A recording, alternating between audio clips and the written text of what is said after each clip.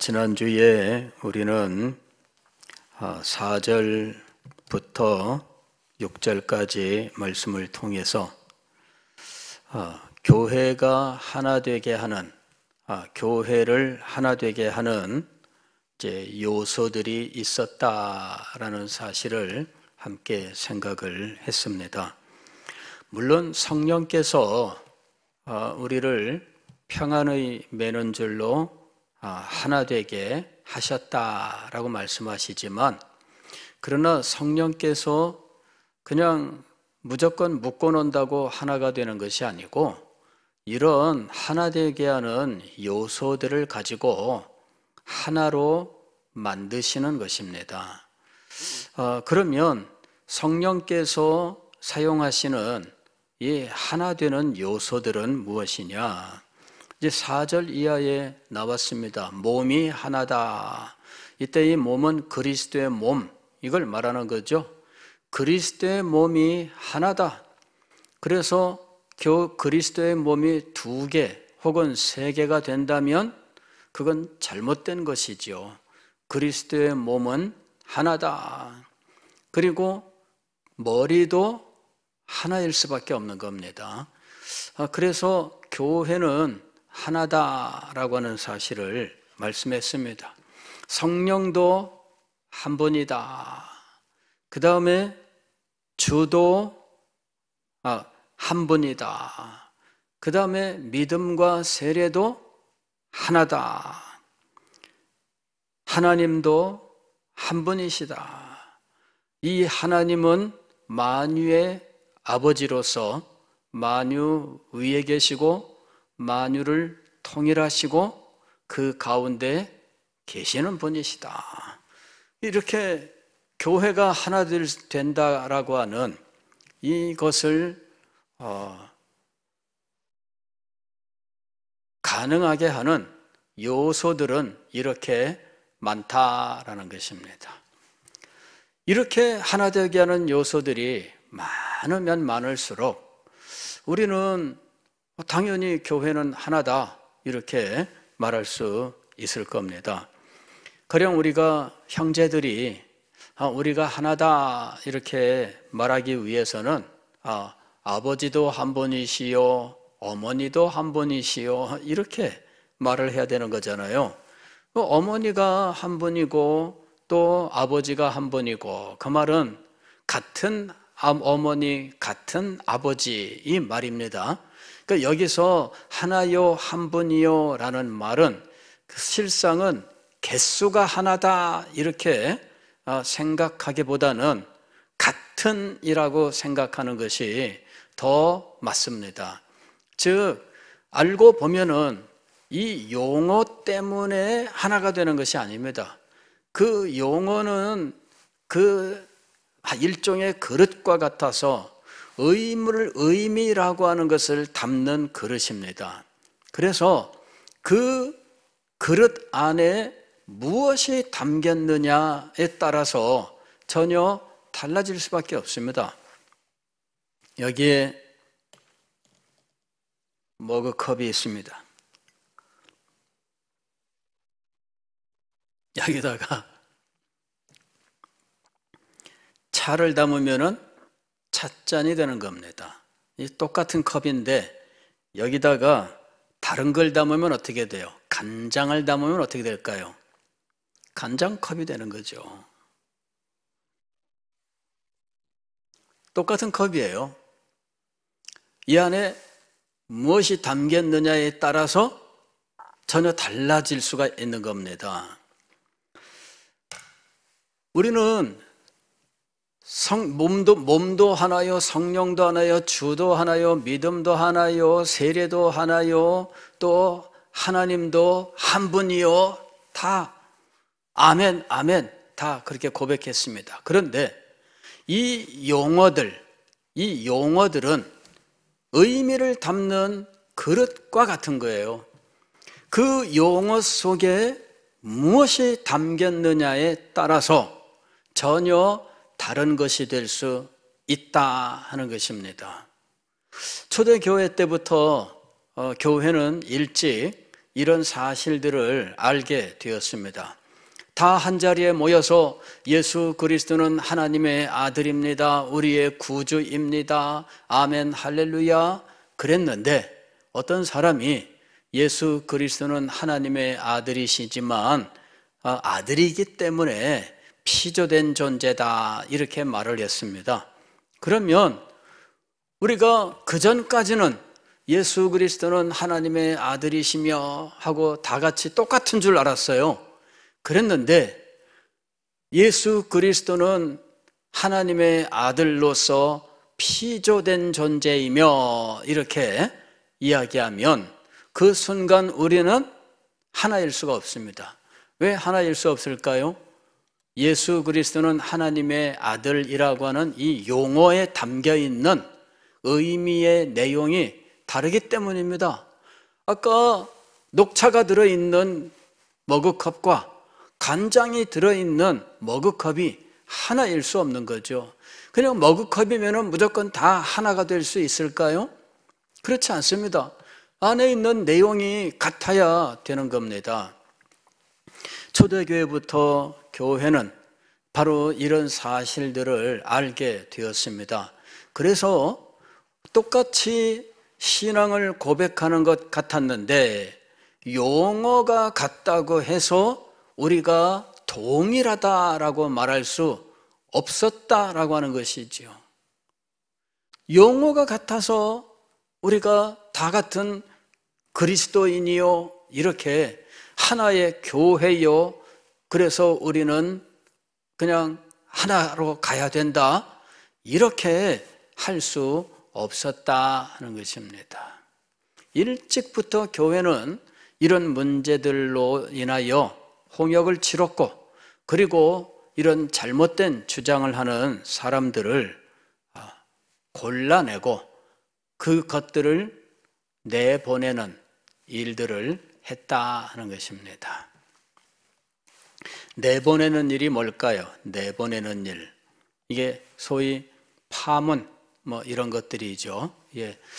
우리가 현재 사용하고 있는 여러분들이 잘 듣지 못하는 그러나 교회에서 사용되고 있는 용어는 출교라고 하는 말입니다. 출교. 예. 정말 이상한 말을 하면은 교회는 출교를 시킬 수 있습니다. 강제로 내보내는 거예요. 강제로. 이상한 말을 하면은 강제로 내보냅니다. 이게 출교예요. 옛날에는 파문 이런 식으로 얘기했습니다. 파문. 이 파문이란 말은 사실 우리 교회 용어는 아닙니다. 이거는 불교 같은 데서 많이 쓰이죠. 아니면은 문이라는 거는 이건 문파, 파 이런 의미입니다. 그래서 근데 그런 데에서 내보내는 거를 파문이라고 얘기하는 거죠. 예. 그런데 영어로는 excommunication, 즉 교제의 단절입니다. 교제 밖으로예요. 교제 밖으로. 그래서 하나됨이 아니다. 너는 하나가 아니다. 그 말이에요. 여기서 하나라고 하는 것은 같지 않다 하는 의미를 갖고 있는 겁니다. 그래서 교회의 하나됨이라고 할 때 우리는 무조건 어떤 이름이 같아서 조직 때문에 하나가 되는 것이 아니다라고 하는 걸 알아야 됩니다. 같아야 하나가 된다라고 하는 것을 교회는 일찍부터 발견하고 그 일을 해온 겁니다. 고대 교회에 교회 공회의라고 하는 것이 있습니다. 그게 오늘로 치면은 총회와 같은 겁니다. 교회 총회가 모였는데 그 당시에 동방교회, 서방교회 이런 크게 이렇게 교회를 우리가 구분하고 있습니다만은 그런 동방교회, 서방교회가 아니라 그 당시에는 교구가 5개의 교구가 있었어요. 큰 교구가 있었습니다. 그래서 예루살렘 교구, 안디옥 교구, 안드리아, 콘스탄티노플, 로마 이런 식으로 해서 5개의 교구가 있었는데 그 교구에 속한 목회자들이 이제 모이는 겁니다.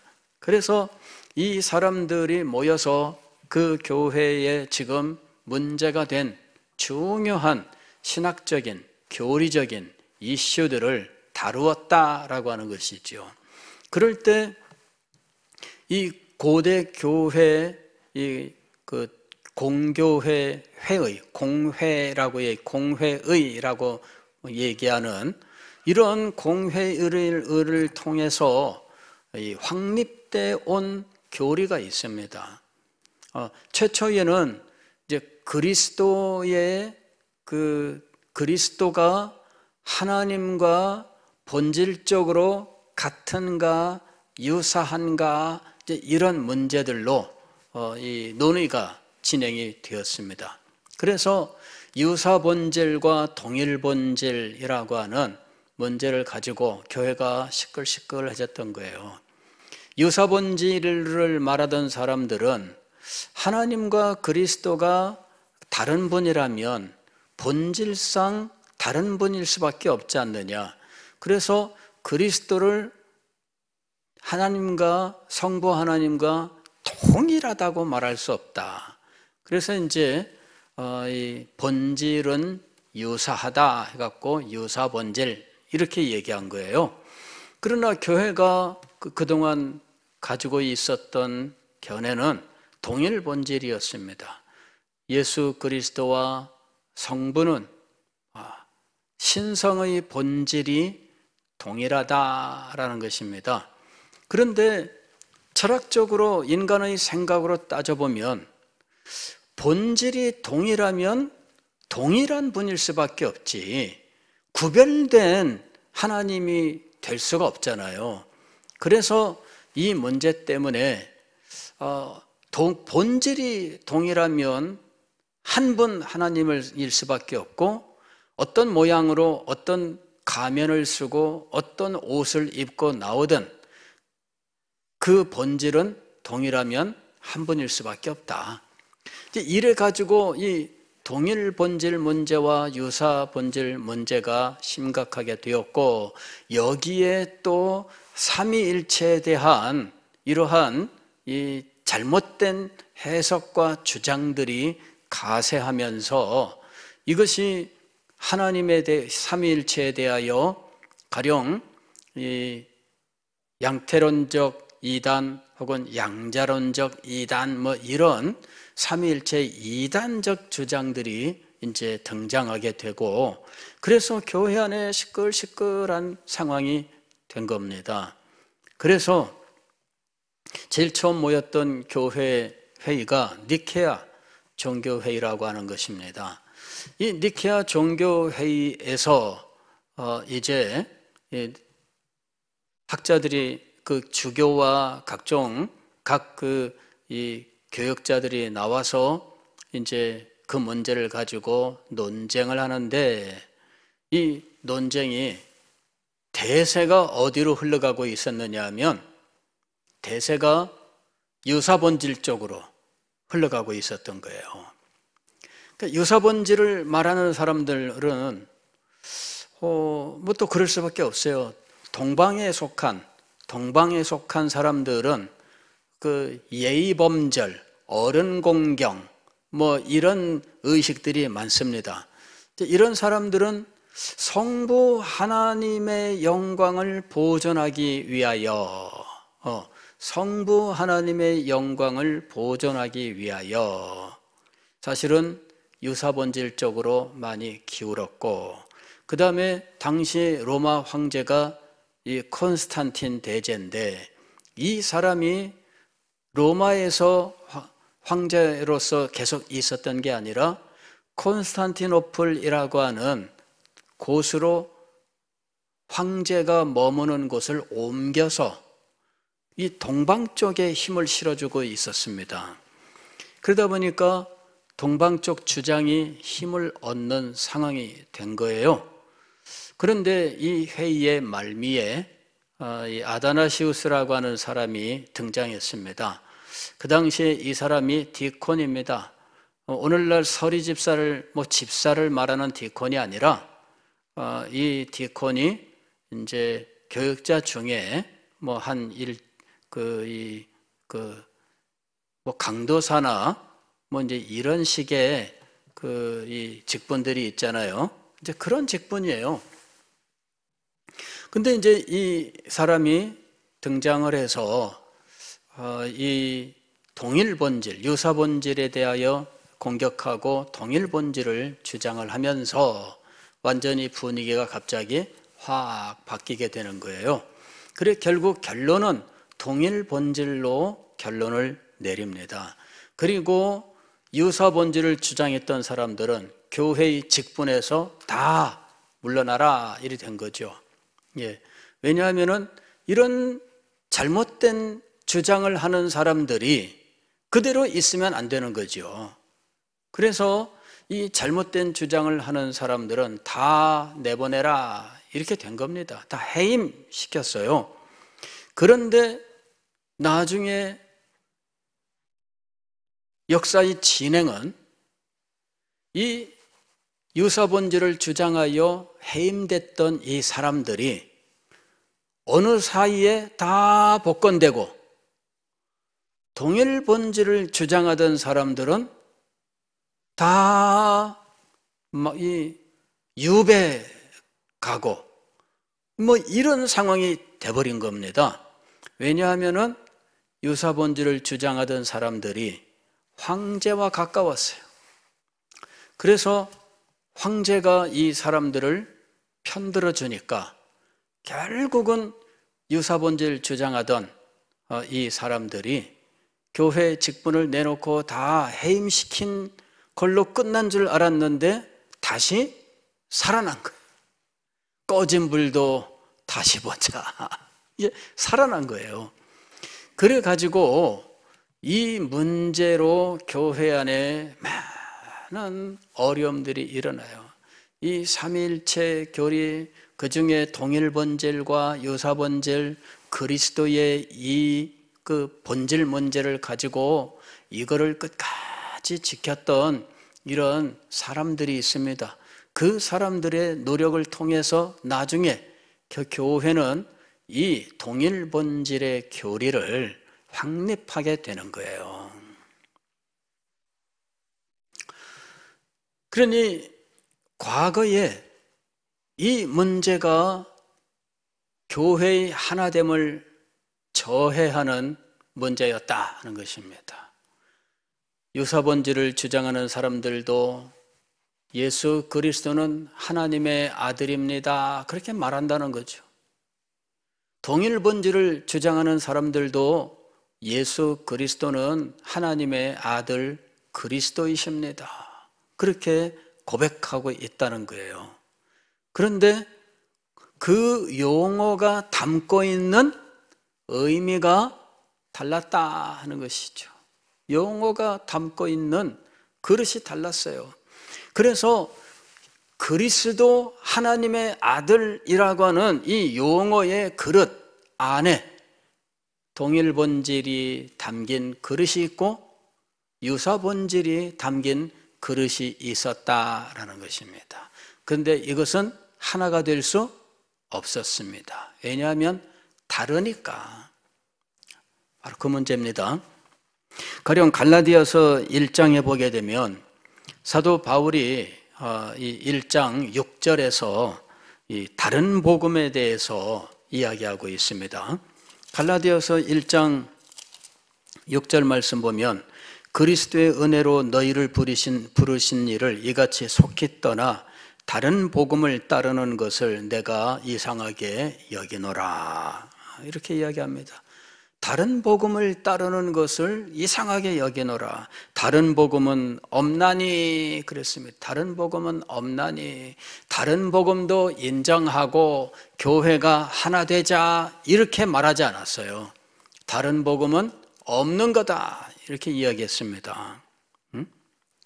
왜 다른 복음을 경계하느냐 하면은 복음을 변개시키기 때문이에요.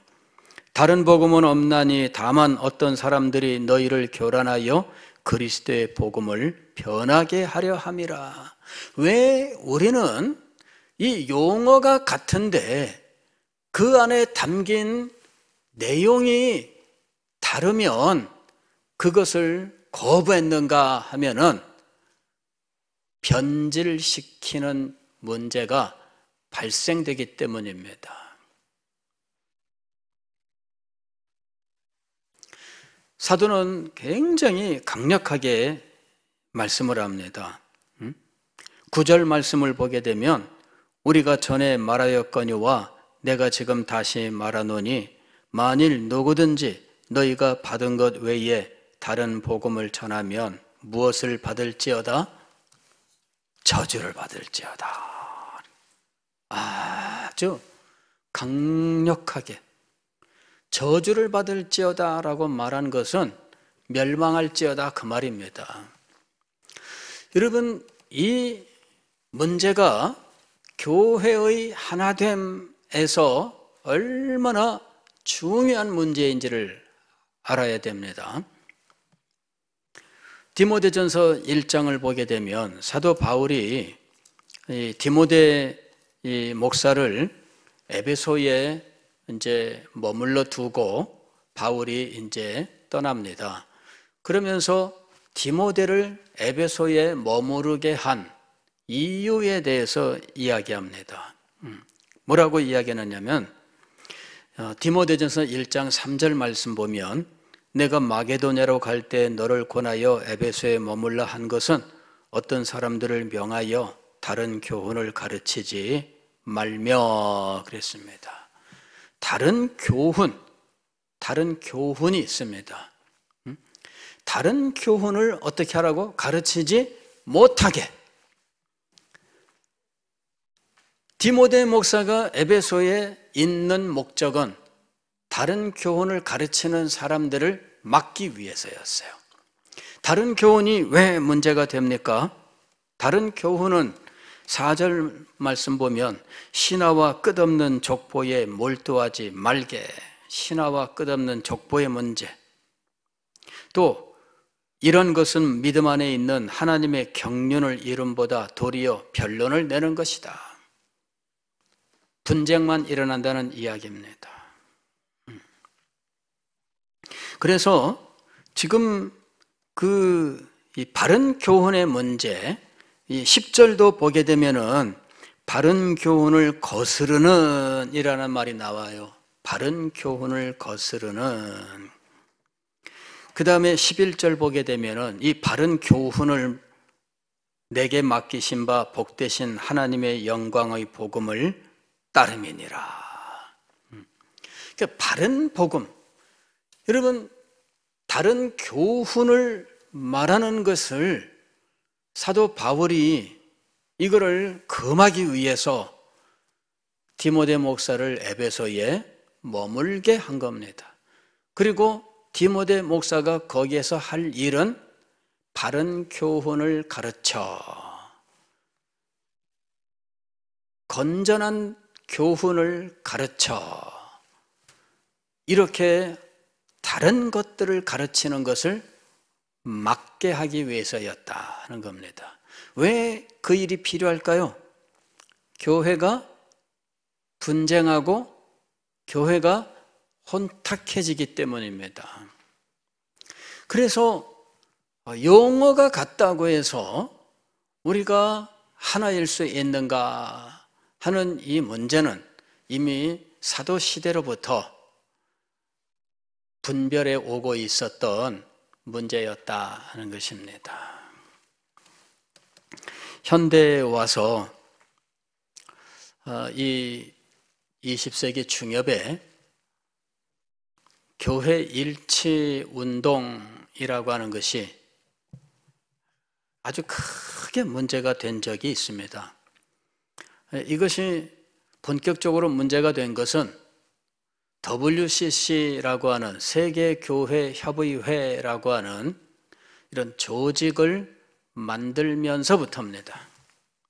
이 조직을 만들었는데 기독교라고 하는 단체 명호를 가지고 있는 혹은 그렇게 부를 수 있는 모든 단체와 기관들, 그런 기관들이 어쨌든 모두 하나가 되자라고 하는 것이 교회 일치 운동의 목적입니다. 그 운동의 시작은 굉장히 일찍부터 있었습니다. 20세기 초에부터 있었던 겁니다. 교회 일치 운동에서 일찍부터 이런 운동이 있었는데 이게 본격적으로 태동된 거는 1차 세계대전이 끝나고서부터입니다. 1차 세계대전이 끝나고 기독교인들이 반성을 한 거예요. 이 교회가 하나 되지 못해서 이런 전쟁이 일어났고 이런 비극이 생겼다. 그래서 이 교회가 하나 되어야 한다. 선교함에 있어 교회의 분열과 이 교파의 난립은 선교에 아주 해롭다. 이래서 선교를 하는 선교사와 선교기관들을 중심으로 교회 일치 운동이 일어났습니다. 1차 세계대전이 끝나고 선교 현장에 일하던 선교사들, 선교 지도자들이 교회가 하나 되어야 한다라고 하는 주장을 하기 시작을 한 겁니다.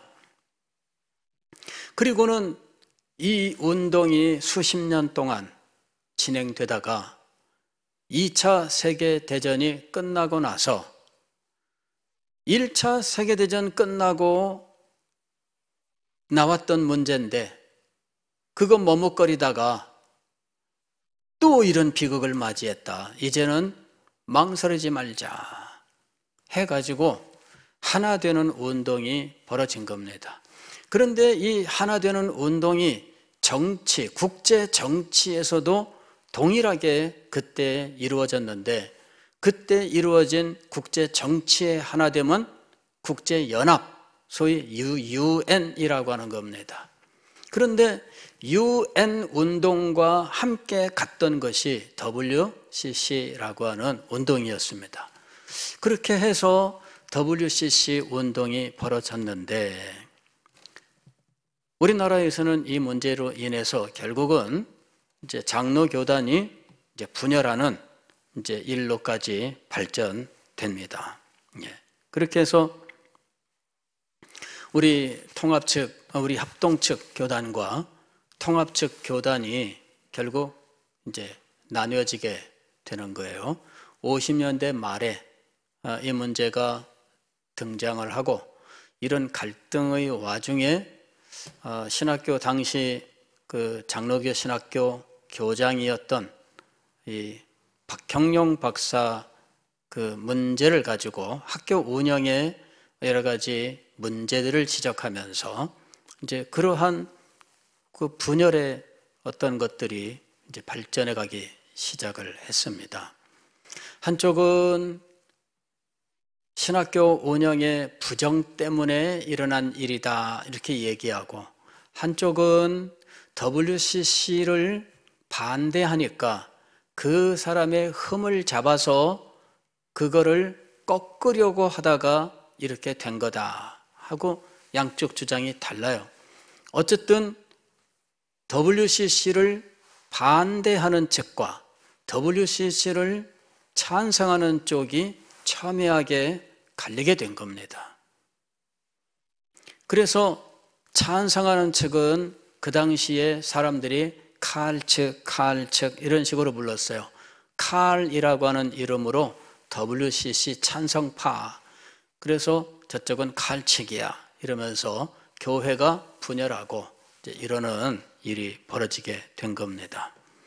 그리고 어떤 교회가 칼측으로 가면 반대하는 성도들은 교회를 나가서 교회를 다시 개척하고 이제 이러는 일들도 일어났다 하는 것입니다.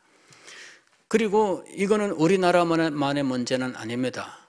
이거는 전 세계적으로 영국에서도 이 문제가 굉장히 심각했었고 그 당시에 아주 유명한 목사님들이 있었습니다. 영국의 로이드 존스 목사님이나 그 다음에 존 스토트 목사님이나 그 다음에 제이 패커라든지 뭐 이런 그 유명한 목사님들이 있었는데 이 일치 문제에 있어서 확고하게 우리는 무조건 이름만 가지고 하나 될 수 없다 라고 주장하고 그 입장을 확실하게 표명했던 사람이 로이드 존스 목사님이에요. 그런데 이제 어쨌든 하나 되는 것이 맞다 이러면서 그 하나 되는 쪽으로 주장했던 사람이 존 스토트 목사입니다. 그리고 J.I. 패커는 로이드 존스와 함께 청교도 운동을 했던 사람인데 로이드 존스 목사님이 이렇게 회색지대에 머물러 있지 말고 각자 자기의 입장을 분명하게 해서 교회 일치 운동에 대하여 분명한 입장을 표명하고 이 문제를 확실하게 매듭을 지어야 된다라고 이야기했을 때 그때 J.I. 패커는 로이드 존스에게 반대하고 교회 일치 운동 쪽으로 돌아서는 겁니다. 그래서 로이드 존스 목사님이 패커와 함께 진행하던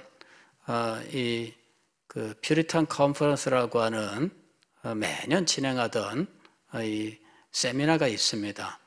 오랜 세월 50년대 중엽부터 진행해 오던 이 행사를 이제 중단하게 되는 거예요.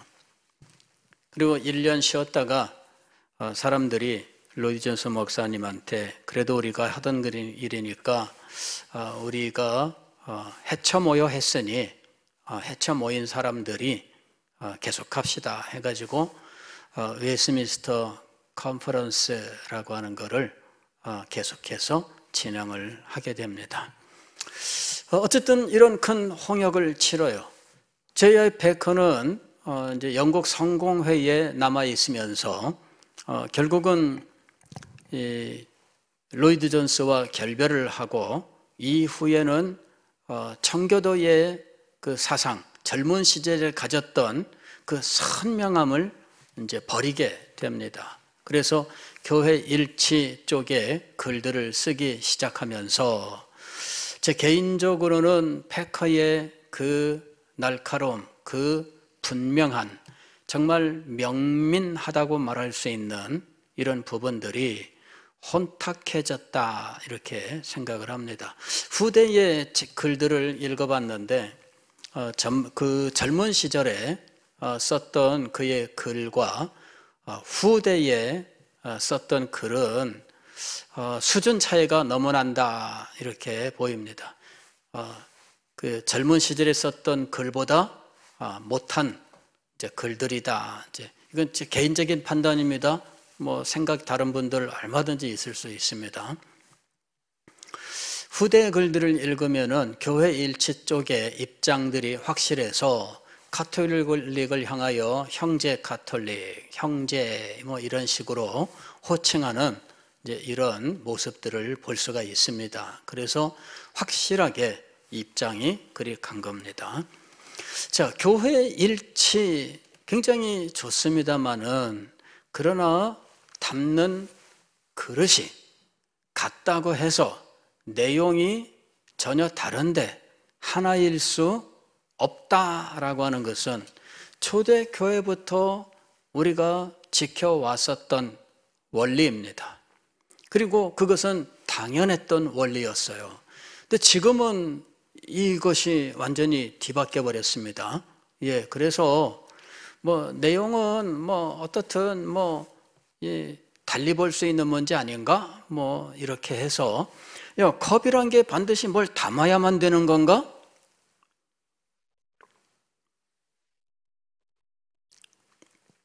꼭 여기다 뭘 담아야만 되나요? 이 컵을? 아니잖아요. 이 컵을 뒤집어 가지고 이걸 받침대로 쓰면 안 되나요? 쓸 수는 있죠. 그런데 어떤 것이 되느냐 하면은 이거를 받침대로 쓰다 보면은 나중에는 이거를 컵이라고 부르지 않고 뭐라고 부르게 될까요? 받침대라고 부르게 되는 거예요. 그리고 이 받침대에다가 차를 담으면 받침대에다가 어떻게 차를 담어 이러는 상황까지 올 수 있는 거예요. 예전에 이걸 컵으로 쓰는 걸 못 본 사람은 받침대에다가 야, 저기 참 이상하다 이렇게 되는 상황이 오는 거죠. 여러분, 지금 현재 이 21세기는 포스트 모더니즘의 시대라고 이야기합니다. 이게 뭐냐면은 컵은 꼭 컵으로만 말하고 컵으로만 볼 필요 없는 거야. 이거는 뒤집어서 받침대로 쓸 수도 있는 거고, 이거를 옷에다가 걸고 다니면은 액세서리가 되는 거지. 그럴 수 있다. 그래서 성경과 교회의 모든 것들을 뒤바꿔 놓아야 된다. 이것이 이제 포스트 모더니즘의 교회입니다. 이제 그것을 이제 우리는 이머징 처치라고 흔히 불러요. 어떤 사람들은 새로운 교회라고 부르는데, 이게 지금 확정되지는 않았지만 엄연히 발생하고 있는 교회입니다. 그리해서 이 문제들이 뭐 컵을 받침대라고 해도 괜찮은 거야. 이렇게 저는 우리나라가 이머징 처치는 안 될 줄 알았어요. 왜냐하면 미국에서 이머징 처치는 주로 중세 혹은 동양 종교와 연관되어 있어요.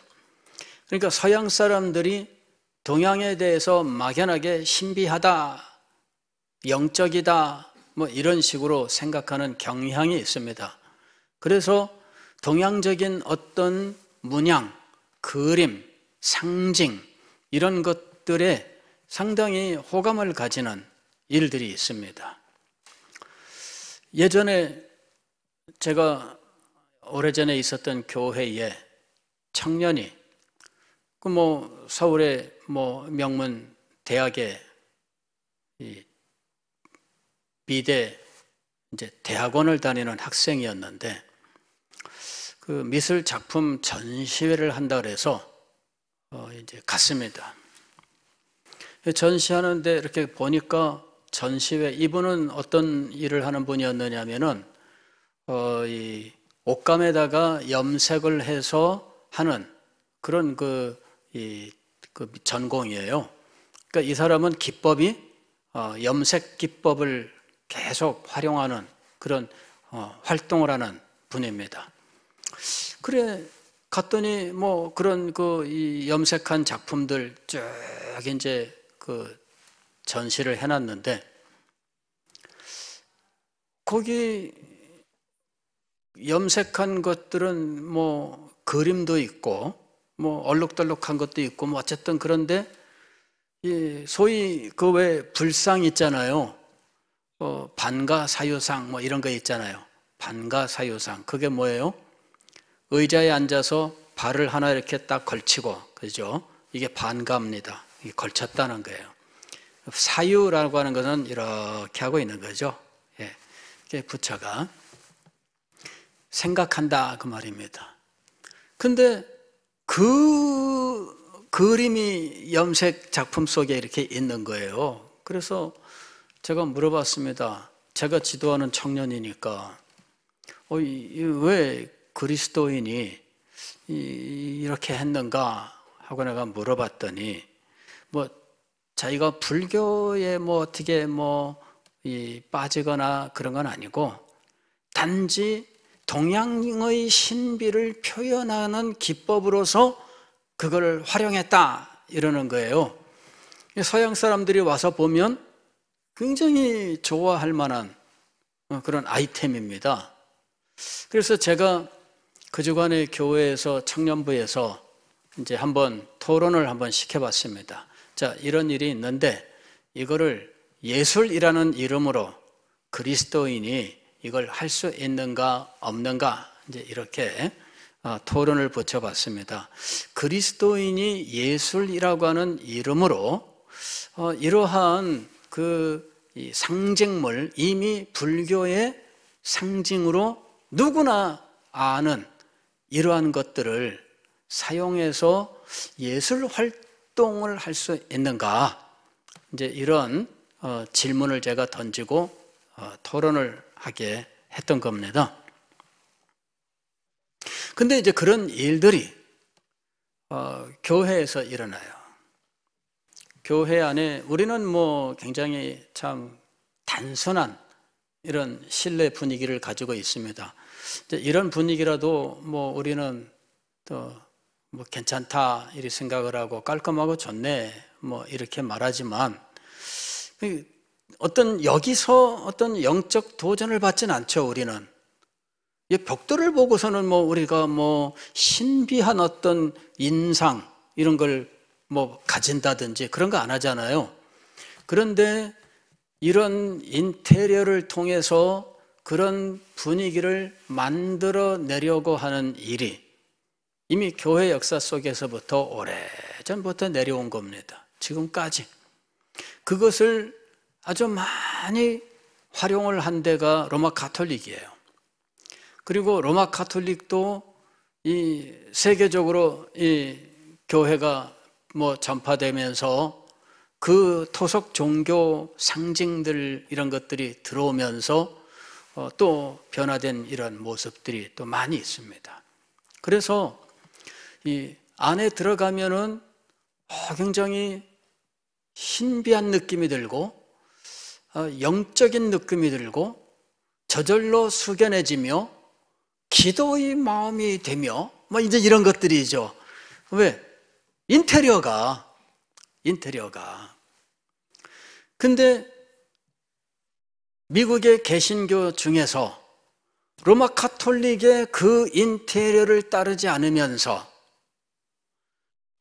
독자적인 인테리어로 사람들에게 인사이트, 어떤 그 임프레션, 인상을 주고 마음의 느낌을 만들어내려고 하는 이런 시도들을 많이 하고 이것을 네트워크상에서 SNS나 이런 것들을 통해서 공개하고 사람들이 거기에 찬성하고 그리고 나도 한번 활용해 볼게요. 그리고 가지고 활용하고 이런 것은 더 좋다 하고 또 누군가가 새로운 안을 내면 그걸 받아서 해보고 하는 이와 같은 그 교제권이 이루어지게 돼요. 이게 이제 그 인터넷 시대에 등장한 것입니다. 예전에는 목회자들의 교제라고 하는 것이 지역을 중심으로 이루어졌습니다. 지금은 지역 중심이 아니라 SNS를 가지고 전 세계를 무대로 교제가 이루어지고 있습니다. 페이스북이라든지 이런 것들 굉장히 활동을 많이 합니다. 저도 그거 한다고 이렇게 해보니까 전 세계에서 좋아요 누르는데 기분이 좋습니다. 예, 전 세계에서 캐나다에서 미국에서 뭐 아프리카 어디서 막 알아보니까는 뭐 전 세계에 사는 사람들이 다 그 교제권이 전 세계가 되어 있습니다. 그런데 그 전 세계에 그런 것들이 전파되고 있는 거예요. 새롭게 교회를 새롭게 해보자. 목회를 새롭게 해보자. 이 현대인들을 잡을 수 있는 좋은 방법은 없는가? 좋은 아이템은 없는가? 내가 해보니까 좋더라 이러면서 그거를 올리면 나도 보니까 참 좋아 보이네. 나도 해보자. 뭐 이런 식의 이런 일들이 지금 발생하고 있는데 우리나라는 안 될 줄 알았습니다. 그랬는데 어떤 사람이 공식적으로 나는 이머징 처치 목회를 할 거다 뭐 이러는 일들도 일어나고 있더라고요.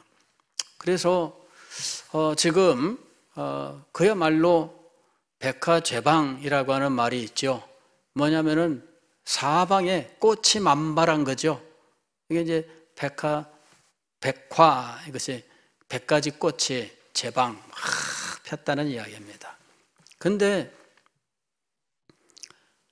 그냥 마음대로 목회자 마음대로 생각나는 대로 기발난 아이디어를 가지고 이제 이런 식의 그 상황이 지금 벌어지고 있다라고 하는 거예요.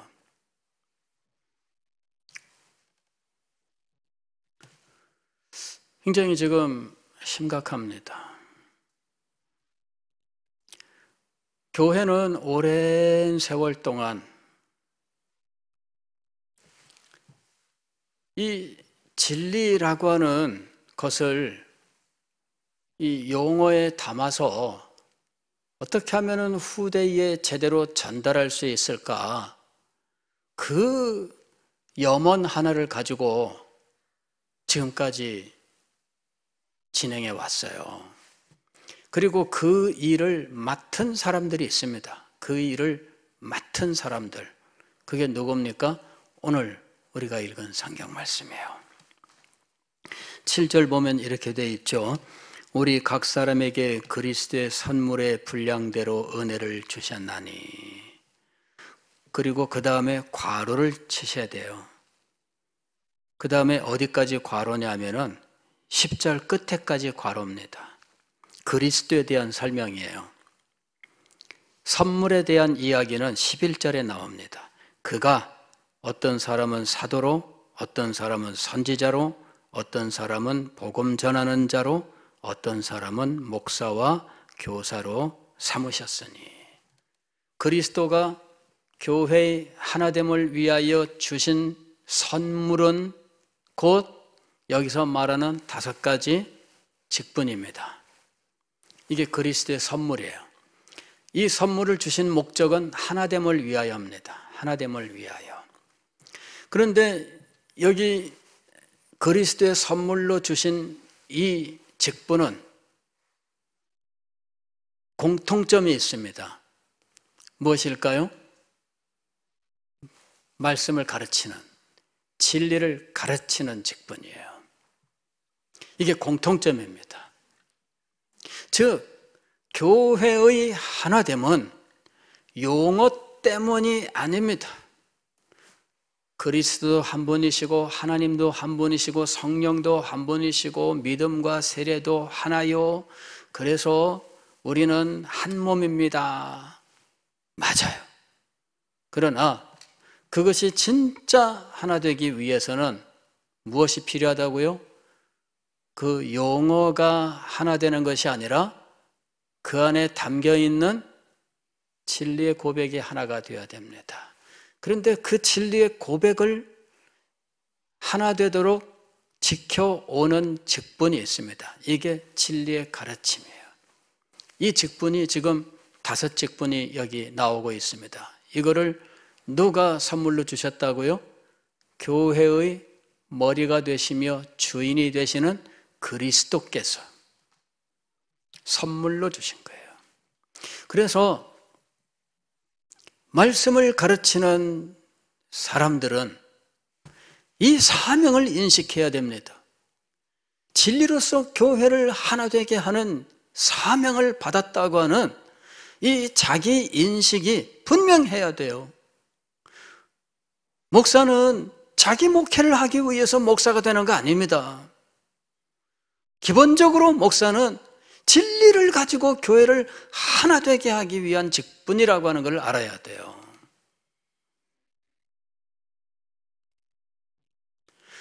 목회자들은 흔히 목회자 말을 많이 쓰잖아요. 그리고 목회자들은 목회의 아이디어, 개성 이런 것들을 많이 이야기하는 상황입니다.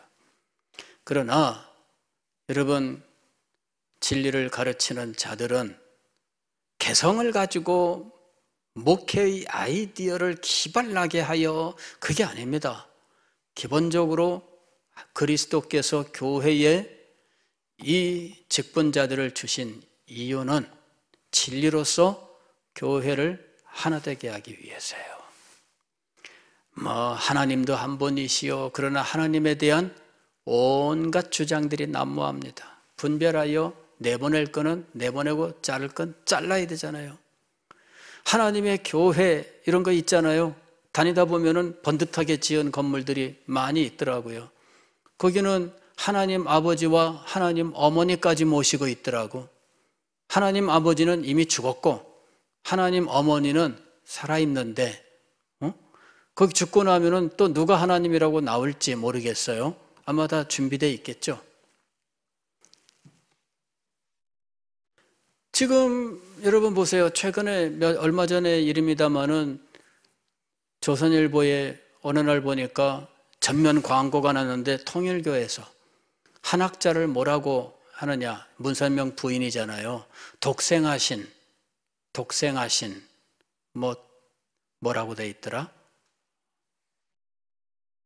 그래서 이 사람이 죽을 날이 가까워서 그 이후를 대비하여 교리 정리를 하고 있구나. 죽은 다음에는 혼란한 이단들이 다 봤으니까 미리 아마 교리 정리를 하고 있구나. 독생하신 동정녀?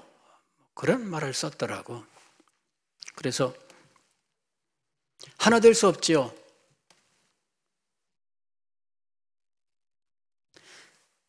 진리의 보전과 가르침이 무엇을 위한 것입니까? 교회의 하나됨을 위한 거예요. 그걸 위해서 이 직분자를 그리스도께서 선물로 주신 겁니다. 사도와 선지자와 복음 전하는 자, 이건 복음 전도자입니다. 그 다음에 목사와 교사. 여기 교사는 주일학교 교사를 말하는 게 아닙니다. 성경 진리를 탁월하게 가르치는 사람을 말하는 거예요. 이런 교육자들을 주신 이유가 있습니다. 교회의 하나됨이 무엇을 통해 이루어지는 겁니까?